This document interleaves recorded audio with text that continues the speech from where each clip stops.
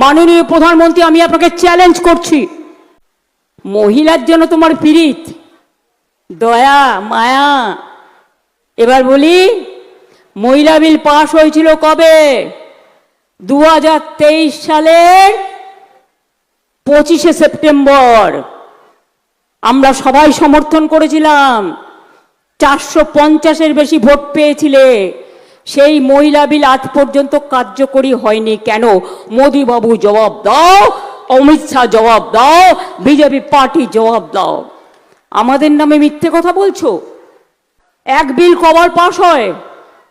কবার করে? মহিলা বিলের সাথে তোমরা ডিলিমিটেশন যুক্ত করে দিয়েছিলে। তার অর্থ বঙ্গভঙ্গ করা, তার অর্থ দেশভঙ্গ করা, তার অর্থ নিজেরা হারবে জেনে 543টা সিটের জায়গায় 850-র বেশি সিট করবার জন্য এই পরিকল্পনা করেছিলেন। তোমরা যদি মহিলাদের ভালোবাসতে, মহিলাদের বিল যেটা পাশ হয়ে গেছে সেটা চালু করে দিতে। কোনোদিন বিজেপি করবে না। আবার করো, সমর্থন দিয়ে দেব। মহিলা বিলের জন্য আমরা পুরোপুরি মেয়েদের সাথে আছি। শুনুন, আমরা বলি না, করি। কালকে দূরদর্শনে ভাষণ দিয়ে মিথ্যে কথা বলেছো।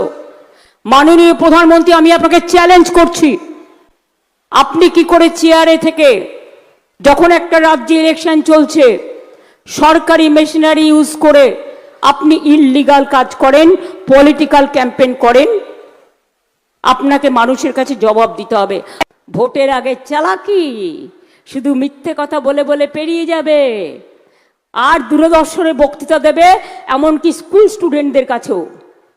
লজ্জাও করে না? বিজেপি পার্টি থেকে সিবিএসসি স্কুলে প্রচারপত্র পাঠিয়ে বলা হয়েছে আমাদের সমর্থন দিন। মেয়েদের নাম নিচ্ছ, পরিবারের সব ডিটেলস নিচ্ছ, তুমি ব্যাংক অ্যাকাউন্ট নাম্বার নিচ্ছ, তুমি আধার কার্ড নিচ্ছ। কাল ইলেকশন হয়ে গেলে ওই ব্যাংক অ্যাকাউন্টগুলো লুট করবে, এটা মাথায় রাখবেন। ওরা যদি কোনো টাকা পাঠায়, সেই টাকাটা কালো টাকা, চিট ফান্ডের টাকা, মনে রাখবেন, ওই টাকা গ্রহণ করবেন না।